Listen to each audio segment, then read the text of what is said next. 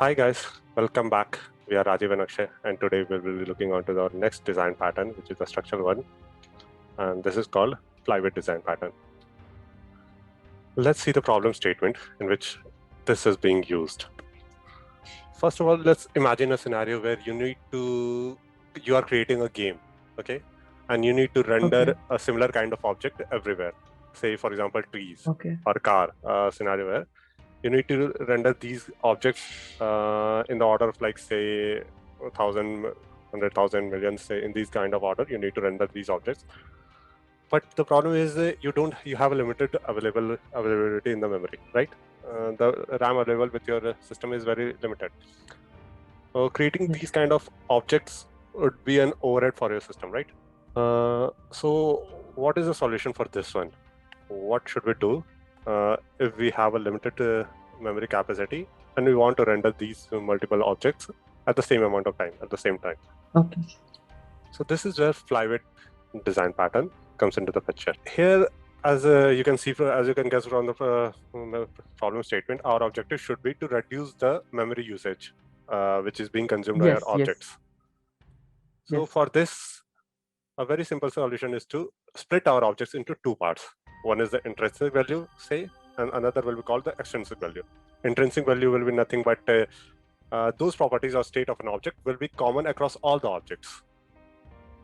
And the extrinsic state is the one which will be the variable one. Say, for example, here I've already provided the example of the car. Say, car shape, wheels, parts, these are the something which should be a common across all the objects, right? But the essential properties say what is the color for your model, at what position it is, what should be the speed of the car. These things would be the variable, right? For your model. So what our intent here is to create an object which we will call the flyweight object, and we will be storing those intrinsic values in that flyweight object. Okay. And our main object, which is, say, like the state object or something, context object, that context object will be referring our flyweight object as a point. We'll be using a reference to that flyweight object. So this will help us in the scenario, means it will help us to reduce the consumption of the memory usage for those repeatable properties. Let's see the class diagram to understand what I'm trying to show here. So here I have a context object. Context object here, this is the state which I am trying to show after splitting our main object. So in this, after the splitting, we have unique properties here, and there will be some unique state and there will be some repeating state. We will be storing all this repeating state in a flyweight object, and we will be referencing that flyweight object via a property inside our context object. There are, say, multiple context objects. We can, but still, for all those multiple objects, we can still have that single flyweight object, and thus it will help us to reduce our memory consumption for those repeatable properties, because we will be needing only one flyweight object to represent all the repeating state. Yeah. Just one catch would be there. What to do with the operations? How we will be handling with the operation where we need both the flyweight and the repeating state as well as the unique state? For that, those operations will be moved to the flyweight object itself, and in that we will be passing the unique state here, and in that operation we will be actually performing the actual logic. So actually, inside the operation we will be doing flyweight dot operation, in which we will be passing the unique state as a reference. Another thing which we can do to simplify the solution is, like, if we say there are, like, we will be creating the flyweight object on the basis of configuration, we can create a flyweight factory also, in which we can maintain the list and array of flyweight object, which we can use as a cache itself. And accessing to this flyweight object can be done via our factor method, get flyweight factor method. If we already have a flyweight object for that corresponding configuration, for the corresponding state, we can simply return the existing flyweight object. If not, then we will create a new flyweight object and return that. So these are the three key players, as I said, are in this design pattern. So let's go with that implementation of this one to understand what is happening. Any question up till now? No. I want to see the code now. Okay. So let's create our flyweight project here. Okay, so this design pattern is obviously a bit complex than or whatever the previous design pattern I've used. So I'll try to Okay. split our classes instead of creating in a program.cs file, what I've been doing up till now. I'll try to create a different classes here. Since we were talking about the car as a problem statement, let's create a car object itself. Yes. I'll create a new item.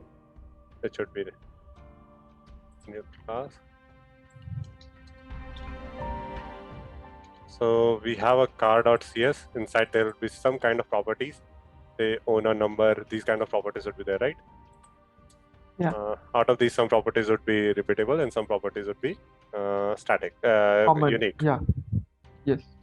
So I'll create some properties. Okay, unique. Yeah. Let's say I'm writing here as string owner. Let's create another property. Say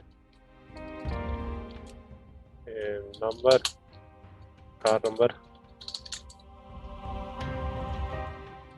number, one would be company. I'll just be copy and pasting these. Another we can say as the model multiple times. Okay, say we can say it as a color. And let's keep it down to this one. Okay, this should be fine. This much should be fine for this example. Okay. So we will be having some kind of configurations for this car, right? Yes. Let's call these unique properties what we are trying to have as the standard configuration. Car standard configuration. Standard configuration would be something like which is the repeatable state. Okay. Okay. For this car, I'll create a class called item called car standard configuration.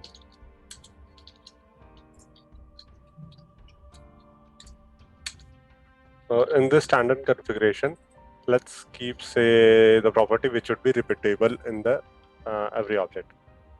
So I will I'll add few. Actually, we don't need the car object itself. We can we are already splitting our car object here. Our intent was to split the car object, right? Because Yes, our intent yes, is to yes. split car Two object into parts. Car standard configuration, and I will keep the Yes. separate object as the car configuration.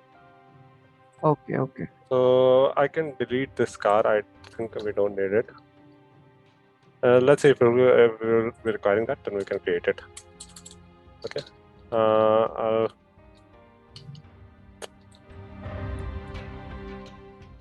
I will keep say string standard configuration. Say I will keep it as a model. I'll say brand and public. Let's suppose we are creating a standard configuration car for Tata. So brand would be a common for every car, right?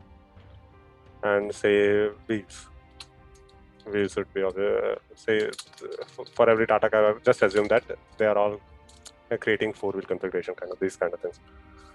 In this standard configuration, they have created a brand and wheel.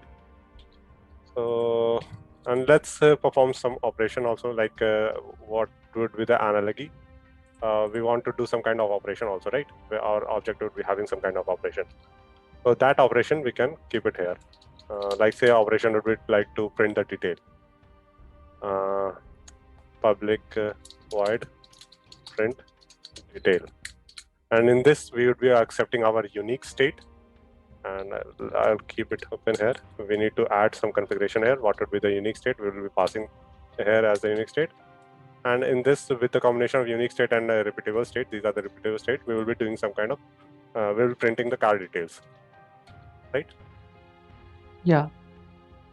So let's create a car configuration class in which we will be storing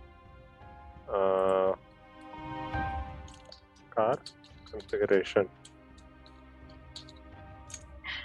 in which we will be storing our unique properties. I'll say a string, and let's say here we're storing number, just for example. Yes, okay. So in this car configuration, we have our, this is the context object which was analogous to here. This is the context object, car configuration. In this, we are storing our unique state, which would be our number. And we will need to keep a reference our flyweight object, which is a car standard configuration. So I need to create a car standard configuration here. Car standard configuration. Standard configuration. Here.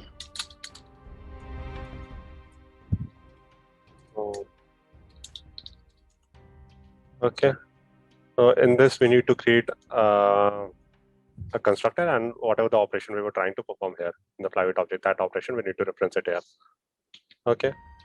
So I'll create a constructor here, car configuration. In that configuration, let's say I'm passing all these configurations here. I can pass the number itself here from the. I've created a string number. String, say brand. Okay. I'll be setting the number here as a number, and we need to create a standard configuration. Standard configuration can create. We got a new standard configuration, and for that we will be setting the brand is equal to whatever the brand we are passing. Wheel is equal to, let's say, 4. Okay, that should be fine. Okay. We have created a new standard configuration here, and we need to do our operation also, right? The operation should be the same name as the, let's keep it as the same name as the print detail, whatever we had for the car standard configuration. And in this print detail, ultimately we will be calling the standard configurations print detail, where we need to pass our unique state. Okay, so let's add the number here itself. String number. So here we are performing the print detail or the operation, which was which need to be done from the context object. Let's create our flyweight factory also for the factory to be created. Flyweight from which we can create the car standard configuration. Here, the issue with this one is that we are directly creating a new car standard configuration. So every time we are creating a car configuration, a new car standard configuration will be added, right? So it's the same as if we are adding the brand and the wheel as in the same class. It would behave in the same way. So we need to restrict this part, correct? We need to restrict this logic that it should not happen every time. So this we can achieve via factory, and from that factory will return a cached value of car standard configuration. Okay. Okay. Any question up till now? Means you see the problem what we are trying to solve here. Means if we are creating 10 to the power 5 cars, all these 10 to the power 5, all these properties, brand, wheel, number would be repeated 10 to the power 5 number of times, right?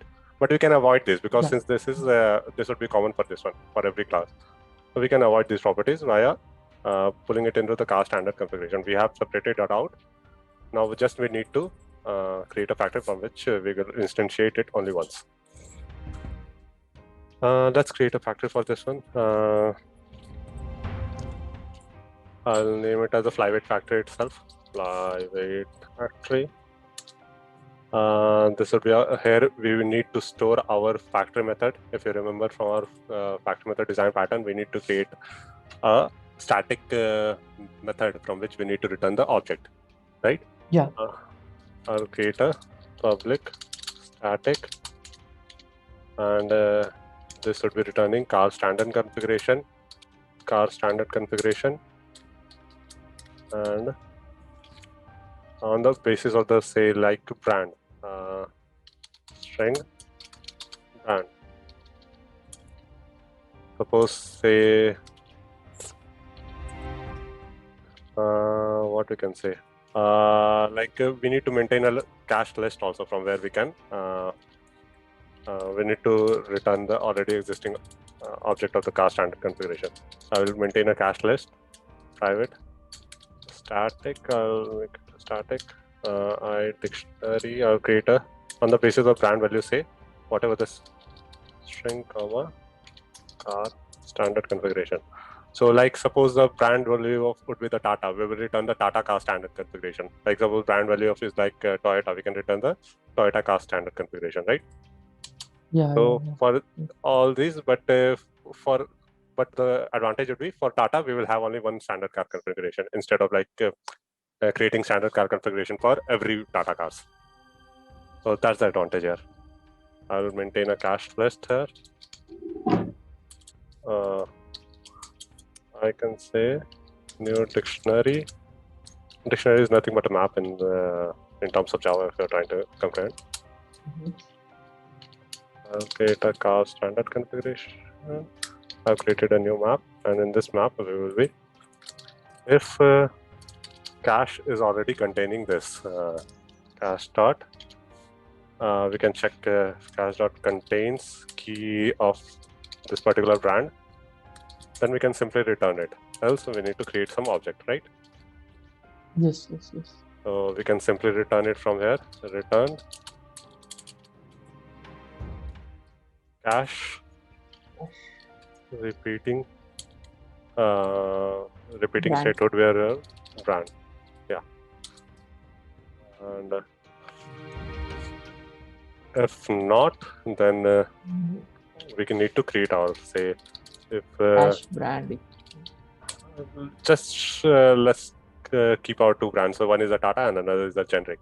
So generic, if brand say means just to reference, you can have their own logic to create your new configuration for this one. If brand is say equals, I'm just keeping a Tata. I'll return new car standard configuration, and in this we'll be setting as a brand Tata.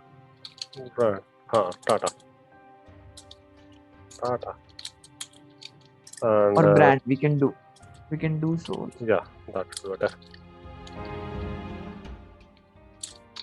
And so here we are done with the changes here. Else we need to do some, let's keep it as a else as a generic one. Say generic.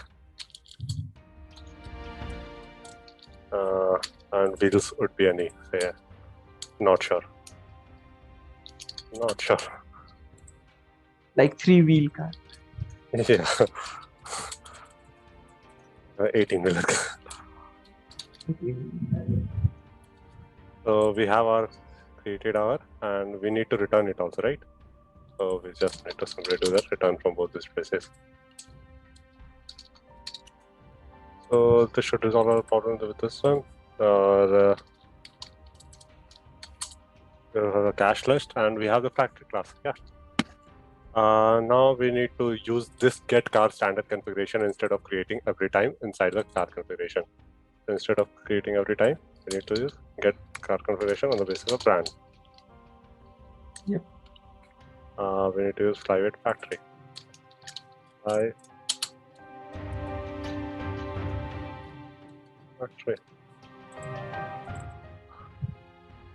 So from the flyweight factory, we are calling this get standard car configuration, and it will return the same instance of the object if already created. So we will prevent the duplication of the properties in every car configuration object. Only the number would be the property which would be for which a new property will be created, right? Which will consuming the memory space for every car model. So to test it out, let's create a car configuration object. In the car configuration, we need to pass the brand and name. So I'll var car is equal to new car configuration. Number would be say 1, 2, 3, and brand would be say Tata. I think capital you have it. Okay, I see. I'll just copy the same thing from the factory, right? This Tata. A small one. Okay. And from this car, I will do the print detail. Let's quickly test it out to see if our flyweight factory design pattern, flyweight design pattern is working fine or not. So as you can see, yeah, we have car details number 1 to 3, brand Tata, wheel 4. So this is the flyweight design pattern which I was talking about. Just a note, casual note, that don't try to use this design pattern unless actually required, because this will just unnecessarily complicate your code. First, try to understand whether the actual memory overhead is the actual problem or not for your application. Just try to understand, and if we can't resolve it any other way, then let's go with this one, because it will unnecessarily clutter our code. And also, one thing which you should be aware that we should, what we have not done here, that this car standard configuration object should be immutable, because if you are changing from one place, it will affect all other components also, right? Yes. So we need to be aware of that also. So yeah, so that's it for this today. See you in the next class. Yeah, that's it. Thanks. Yeah. Bye bye.